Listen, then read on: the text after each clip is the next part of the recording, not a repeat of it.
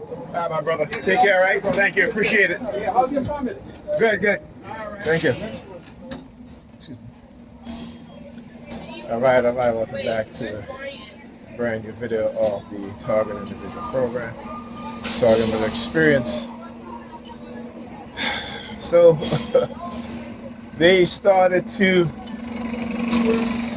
again attack in a different way, right? Using a European female, short hair, wearing all black, wearing a black bodysuit, right?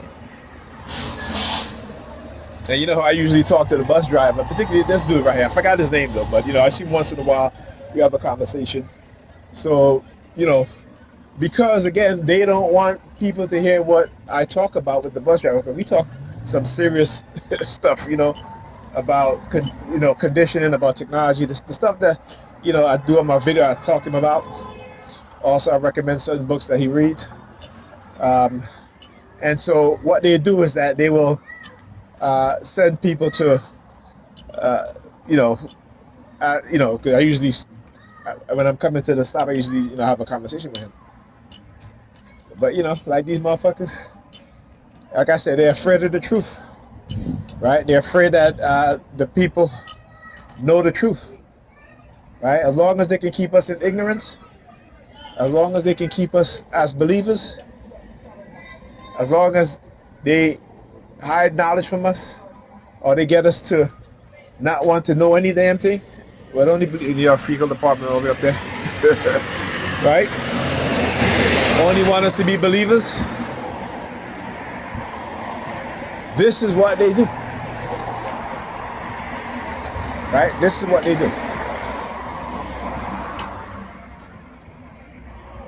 And like I said before, when I talk about, the great elders, the great ancestors, that I talk about all the time, black men and black women, highly regarded professional in their field, right?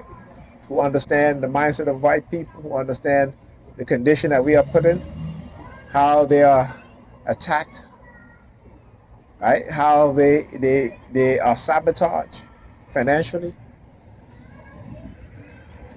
And like you're saying, we tend to forget that you live in liberal cities, and Europeans will swear liberal whites are not racist. They will swear, right? They get to be on television. You get to go to these functions. You get to sit with them, eat with them, clap when they do these speeches, right? But behind closed doors, they are plotting our downfall. Behind closed doors, they are engaging in covert action against us. Okay? They do not, I always say white people love talking about competition. They love to compete with each other, but when it comes to other people, they don't want any competition at all. They don't want no competition. Okay?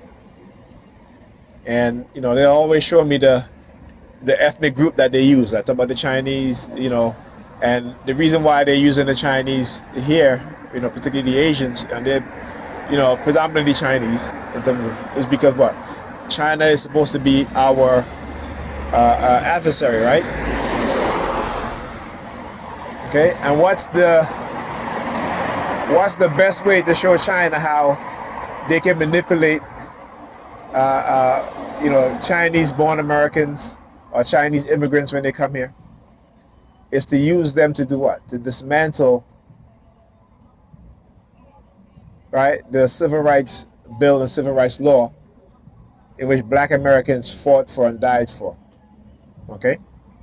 So that we can have civil rights, civil rights law, civil rights bill. Okay? See, what they're doing is taking a page out of the Republicans' playbook, the liberals, because they know that how it works effectively, right? So, black people, Europeans look at gentrification as this, I get to, we're going to have a Starbucks, we're going to have a gym, right? But these things, why couldn't we have those things when our community was predominantly black? Why couldn't we have those things? Why is it for white people have to move back into the community to now that we have these things in our community? Right? We don't ask those questions. We don't ask, why is it that, they dig up the street when gentrification was happening, every block that white people move on, that they would never would have moved to those blocks, why all of a sudden gentrification happening, right? Gentrification is the displacement of poor black people and working class black people and Hispanic people. Right? It is a form of violence. Gentrification is a form of violence. You may say, well, how is it a form of violence? How is it a form of violence, right? Let me explain to you. Okay, when they dig up the street to install new water pipes, because of the simple fact that white people were moving into these communities, what was it about the water pipes that had to be replaced? And this is, if you're a black person, you live in New York, Brooklyn, wherever you live in, Bronx, what have you, when the majority of white people start moving, when a large portion of white people start moving into your community, into your neighborhood, in which they had stayed away for over 3 decades, okay?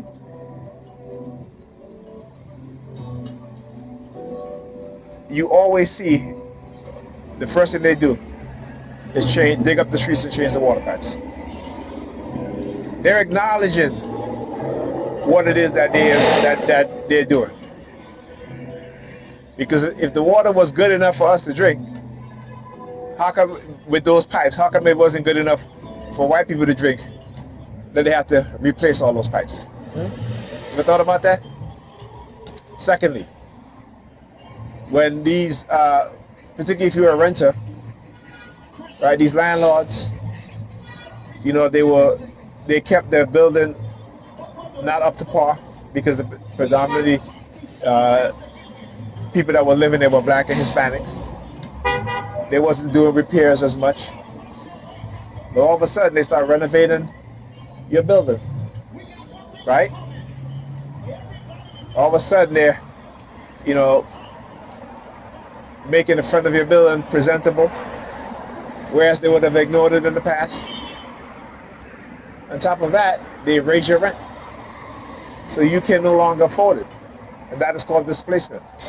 And this form of displacement is an act of violence. Okay? Because now what you do is that the people that used to live there, you raise the rent. So now they got to go someplace where it may not be a good neighborhood, though the rent might be a little bit lower, right? But then you're more exposed to more crime. Okay? Again, form of violence.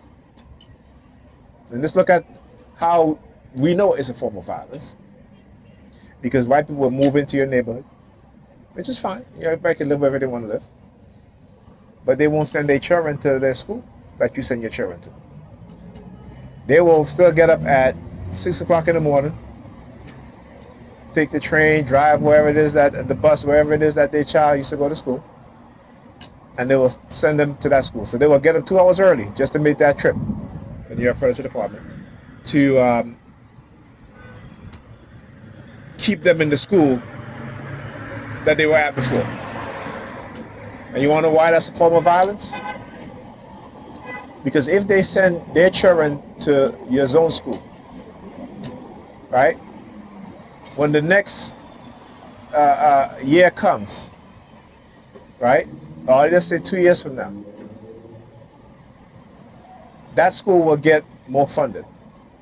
But they don't want that. They don't want your children competing with them. Okay?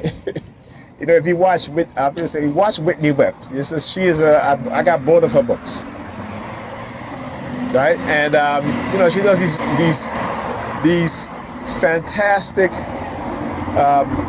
analysis, right? Her research is impeccable. And I keep saying to myself, is she related to Gary Webb?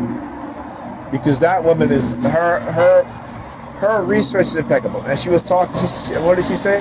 She said that these wealthy people, that their children, right, who are in high school, compared to the middle class children, compared to, you know,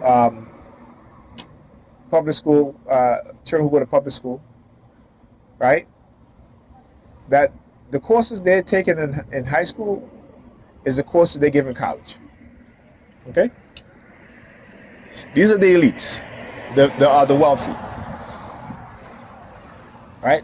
They have to keep their children ahead of our children, of your children, my children. This is where you have the attack on public education. The attack on public education is on two fronts.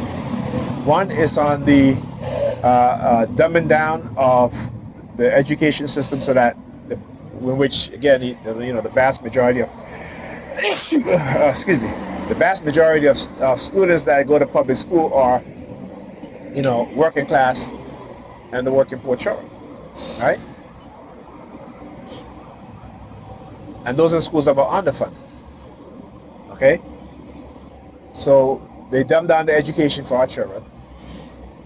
Okay, then let's talk about the second front, robbing the public school system of the financial resources to give it to private schools. Now, ask yourself, why would people who have money want to deny your children a proper education, right? And yet want the state and the federal government to pay for the education of their children when they can afford to send their children to private school and to pay their college tuition. All right, think about that. When I talk about a sadist mindset, I understand what a sadist mindset is. What satanism is, it's about finding joy, getting pleasure out of other people's demise and pain and suffering. Okay, I understand that. Yeah, I see it trying to show me her. A fare is required to ride.